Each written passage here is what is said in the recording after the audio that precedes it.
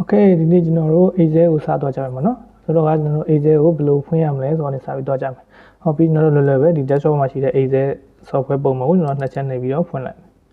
ဟုတ်ပြီနော်ဒါဆိုရင်ကျွန်တော် Excel ပွင့်လိုက်ဟုတ်ပြီနော်ဒါတနည်းပေါ့နောက်ထပ်တနည်းကကျွန်တော်ဒီ desktop မှာဒီ Excel ဆိုတဲ့ shortcut ကြီးကမရှိခဲ့ဘူးဆိုရင်ကျွန်တော်တို့ဘယ်လိုဖွင့်ရမလဲပေါ့နော်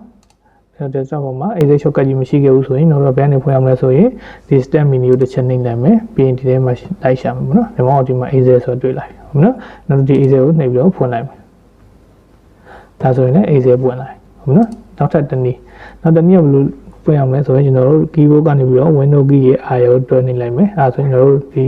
run ဆိုတဲ့ run box လေးပေါ်လာမယ်ပေါ့နော်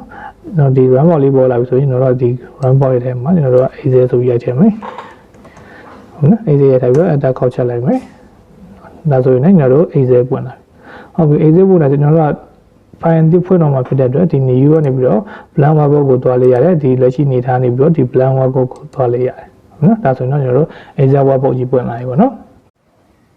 အဲ့တော့ Excel workbook ကြီးပွင့်လာပြီဆိုရင်ဒါကျွန်တော်တို့ပထမဆုံးမြင်ရမယ့်ပုံစံပေါ့နော်ကျွန်တော်တို့ဒီထဲမှာဘာပါလဲဆိုရင်တစ်ချက်ကြည့်ကြည့်အောင်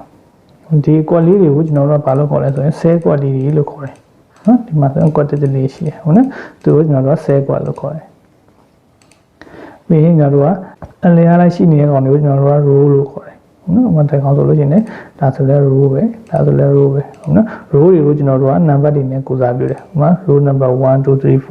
ဟုတ်နော်ပြီးရင်တော့ဒီထောင်လိုက်ရှိတဲ့ကောင်တွေကိုကျွန်တော်တို့က column လို့ခေါ်တယ်နော်ဒီမှာဆိုရင် A column B column C column D column နော်အများကြီးပဲရှိမယ်အဲဒါကျွန်တော်တို့လဲတိုင်းရှိတဲ့ကောင်တွေကိုကျွန်တော် row လို့ခေါ်မယ်အထောင်လိုက်ရှိတဲ့ကောင်တွေကိုကျွန်တော်တို့က column လို့ခေါ်မယ်ပြီးရင်တော့ဒီ equal လေးတွေကိုကျွန်တော်တို့က cell quad လို့ခေါ်တယ်နော် cell quad မှာလည်းသူ cell quad မှာနာမည်တွေရှိတယ်နော်ကျွန်တော်တို့ဒီမှာဆို cell quad ရှိမယ်ဟုတ်နော် cell quad ရဲ့နာမည်ကဘာလဲဆိုရင်ကျွန်တော်တို့ဒီ column နဲ့ row နဲ့စုံတဲ့နေရာကို cell quad ရဲ့နာမည်ဖြစ်တတ်မယ်ဥပမာဒီမှာဆိုရင်ကျွန်တော်တို့က column က D row က15ရဒီ cell quad ရဲ့နာမည်က D50 ဟုတ်နော်ပြီးရင်ဒီမှာ cell quad တစ်ခုရှိမယ်သူ့ရဲ့နာမည်ကဘာဖြစ်မလဲဆိုလို့ရှိရင်ဒီမှာဆိုရင် I ရှိမယ် row ကကြတော့6ရှိမယ်သူ့ရဲ့နာမည်က I6 ဖြစ်မယ်ဟုတ်နော်အဲဆိုရင်ကျွန်တော် cell quad ရဲ့နာမည်ကကျွန်တော်တို့ column နဲ့ row နဲ့စုံတဲ့နေရာ cell quad ရဲ့နာမည်ဖြစ်တယ်။ပြီးတော့ row တွေတည်ပြီး column တွေတည်ပြီး cell quad တွေတည်ပြီးဟုတ်ပြီအဲဆိုဒီပေါ်ကဘာလဲကြည့်ကြည့်အောင်။နော်ဒီပေါ်ဒီမှတ်လူလေးနဲ့ဟာလေးဟုတ်နော်ဒီကောင်လေးကိုကျွန်တော်တို့ဒီမှာလည်းရေးထားရဲ search ဆိုရေးထားရဲသူ့ကိုကျွန်တော်ဘာလို့ခေါ်လဲဆိုရင် search bar လို့ခေါ်တယ်။ဟုတ်နော်ဒီရှိထဲမှာရှိတဲ့ကိုလိုချင်တဲ့ data ကိုဒီ search ကနေရိုက်ပြီးတော့ရှာလို့ရတယ်ဘယ်နှမ်းမှရှိနေလဲဆိုတော့ပေါ့နော်။ဟိုမှာကျွန်တော်တို့ကဒါမှ circle bar ဆိုတာဘယ်နှမ်းမှရှိလဲဆိုရှာကြည့်မယ်။ဟုတ်နော်ရှာပြီးတော့ကျွန်တော်တို့ဒီကောင်နှိပ်လိုက်မယ်ဆိုရင်ဒီမှာ circle bar ရှိနေတယ်လို့သူကပြပြီနော်သူကို search bar လို့ခေါ်တယ်ဟုတ်နော်နောက်တစ်ခုကဘာရှိမလဲဆိုရင်ကျွန်တော်တို့ title bar နော် title bar တော့ရှင်းပါတယ်ကျွန်တော်တို့ဒီ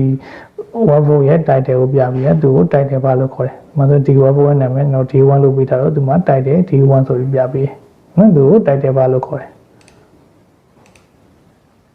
နောက်တစ်ခုကကျွန်တော်တို့ quick access toolbar ပေါ့နော် quick access toolbar ဘာလဲဆိုရင်ကျွန်တော်ပြောမှဆိုရင်မြန်မြန်ဆန်ဆန်သုံးလို့ရအောင်ထားထားတဲ့နေရာကို quick access toolbar လို့ခေါ်တယ်။ဘယ်နေရာလေးဖြစ်မလဲဆိုရင်ကျွန်တော်ဒီနေရာလေးပါဒီနေရာလေးကိုကျွန်တော်တို့ quick access toolbar လို့ခေါ်တယ်။ကျွန်တော်တို့ဒီ workbook တစ်ခုကိုတင်မယ်ဆိုလို့ရှိရင်ကျွန်တော်တို့က file ကနေပြီးတော့ save ပို့သွားပြီးနေရမယ်ဟုတ်နော်အဲဒီစားကျွန်တော်တို့ပို့ပြီးမြင်အောင်ဒီ quick access toolbar ထဲမှာ save ဆိုတဲ့ button လေးထည့်ထားတယ်သူ save ကိုနှိပ်လိုက်တယ်သူတစ်ခါတည်း save ပြီးသားဖြစ်သွားမယ်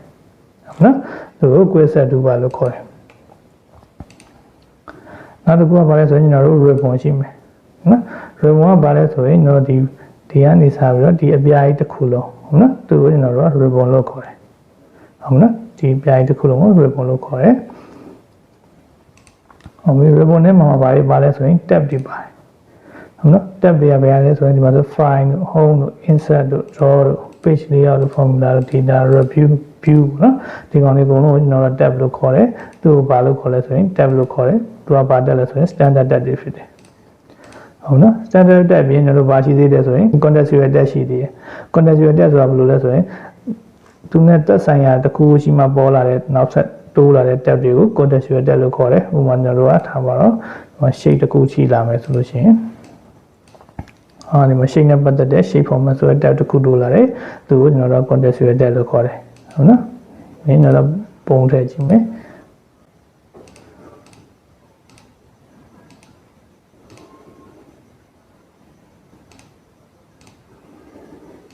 ဟ ပြီပုံတက်လိုက်လို့ရှိရင် page နဲ့သက်ဆိုင်တဲ့ page format ဆိုတဲ့ tally တိုးလာမယ် shape တက်လိုက်ရင် shape format ရှိမယ် page ကိုနှိပ်လိုက်ရင် page format ရှိမယ်အဲ့ဒါကိုကျွန်တော်တို့ content ဆိုတဲ့ tag လို့ခေါ်တယ်ဟုတ်ပြီနော်နောက်တစ်ခုကတော့ group ပါ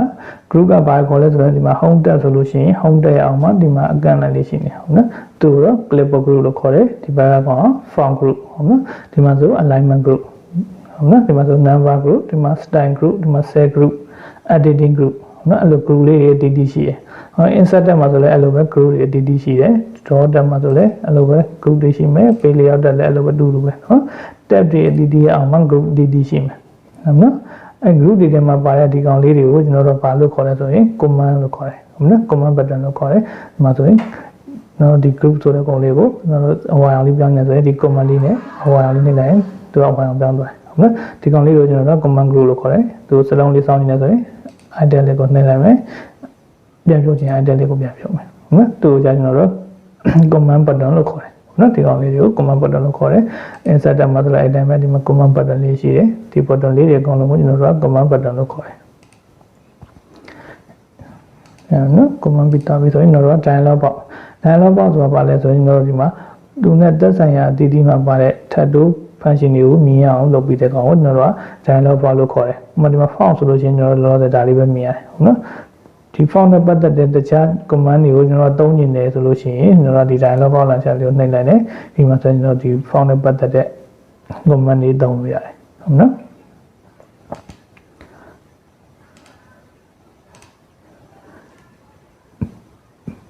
ပြီးရင်နောက်တစ်ခုကျွန်တော်တို့ formula bar ပါ formula bar တော့ကျွန်တော်ဒီကောင်လေးဖြစ်ပါတယ်ဒီ f8 ဆိုတဲ့နောက်ကောင်လေးခေါ်တော့တို့ကျွန်တော်တို့ formula bar လို့ခေါ်ပါတယ်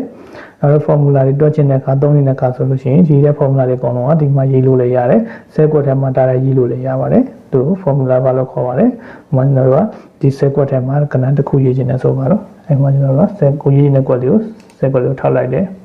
ပြီးရင်ကျွန်တော်တို့ကဒီမှာတစ်ခုရေးလိုက်တယ်ပေါ့နော်1 2 3အဲဒါဆဲကွက်ထဲမှာလာပေါ့နော်formula ထည့်ချင်တယ်ဆိုလို့ရှိရင်ကျွန်တော်တို့က equal formula တခုရေးမယ်ဆို equal နဲ့စာရေးရပါတယ်ဟိုမှာ dr ဟော dr ဆိုရင်ကျွန်တော်ဒီကောင်မှာ200ရပါတယ်သူ့ကိုနှိပ်လိုက်တယ်ဆိုရင်ကျွန်တော်တို့ကဒီ200ဆိုတာစာသားမှာပေါ်ပဲねဒီမှာသူ့မှာရေးထားတဲ့ formula နော်100ပေါင်း100ဆိုတာလေးပေါ်တယ်ဒါကြောင့်မို့သူ့ကို formula ဘာလို့ခေါ်လဲဒီမှာကျတော့ formula မှာပါတဲ့သူ့မှာရေးထားတဲ့စလုံးပဲပေါ်တယ်1 2 3ဆိုပေါ်တယ်ဒီမှာ200ဆိုကြည့်လိုက်ရင်သူ့မှာformula နဲ့ရေးထားတဲ့ဒီမှာ formula ဘာလဲမှာ100ပေါင်း100ဆိုပြီးတွားပေါ်တယ်နော်သူ့ကို formula ဘာလို့ခေါ်တယ် formula ဘာပြီးနောက်တစ်ခုကျွန်တော် name box ပါ name box ကဘာလဲဆိုရင် active ဖြစ်နေတဲ့ cell ကွဲနာမည်ကိုပြပေးတာသူ့ name box လို့ခေါ်ပါတယ်ဟိုမှာဒီမှာဆိုရင် J တန်းပါဒီမှာ same quality ဖြစ်နေတာသူ active cell လို့ခေါ်ပါတယ်ဒီ same quality ပေါ်နေတဲ့နေရာကိုကျွန်တော်တို့က active cell လို့ခေါ်တယ်ဒီမှာဆိုလို့ရှိရင် active cell က J တန်းဖြစ်ပါတယ်ဒီမှာဆိုရင် K5 ပါဟုတ်နော်အဲ့လို active ဖြစ်တဲ့ cell ကွက်တဲ့နေရာကိုပြပေးတာသူကို name box လို့ခေါ်ပါတယ်နောက်တော့ကိုသွားခြင်းတဲ့နေရာကို name box ကနေတစ်ခါသွားလို့ရပါတယ်ကျွန်တော် name box ထဲမှာ A1 ဆိုပြီးရိုက်ချလိုက်မယ်အဲဒါဆို cell ကွက်က A1 နေရာကိုရောက်သွားပါမယ် A30 30ပြရလိုက်ကျွန်တော် A73 နေရာရောက်တော့မယ်ဟုတ်နော်ဆဲကွဲရဲ့နာမည်ဆိုတာဆောစောပြောပြတဲ့အတိုင်း column နဲ့ row နဲ့စုံတဲ့နေရာဆဲကွဲရဲ့နာမည်ပါဒီမှာဒီကဆိုလို့ရှိရင် A30 ဆဲကွဲနာမည်က A30 ဖြစ်ပါတယ်အဲ့တော့ name ပေါ့ပါနောက်တစ်ခုကကျွန်တော် sheet tab ပါ sheet tab ဆိုတော့ဒီ workbook ထဲမှာကျွန်တော်တို့က sheet တွေအများကြီးထည့်လို့ရတယ်ဟုတ်နော်ဒီမှာဆိုရင် day1 ဆိုတဲ့ sheet ရှိမယ်ဒီမှာ sheet 5ဆိုတဲ့ကောင်ရှိမယ်နောက်ထပ် sheet ထပ်ထည့်ခြင်းနဲ့ဆိုလို့ရှိရင်လည်းဒီ sheet tab ကနေပြီးတော့ဒီအပေါင်းလေးကိုနှိပ်ပြီးတော့ sheet လေးထပ်ထိုးလို့ရပါတယ်နော်ဒါကကျွန်တော်တို့ sheet tab ပါ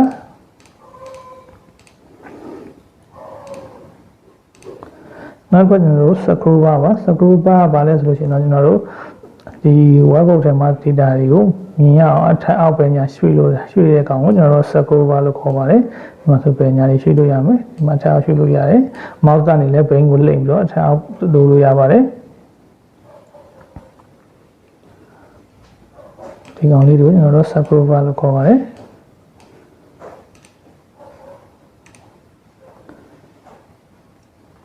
အဲဆိုရင်ကျွန်တော်တို့ဒီ Excel workbook ထဲမှာရှိတဲ့ခေါ်ကိုနားလည်လာပြီလို့ထင်ပါတယ်။အခုဒီနေ့တော့ဒီလောက်ပါပဲ။အားလုံးကိုကျေးဇူးတင်ပါတယ်။နောက်ဒီမှာဆက်ဆုံးကြမယ်နော်။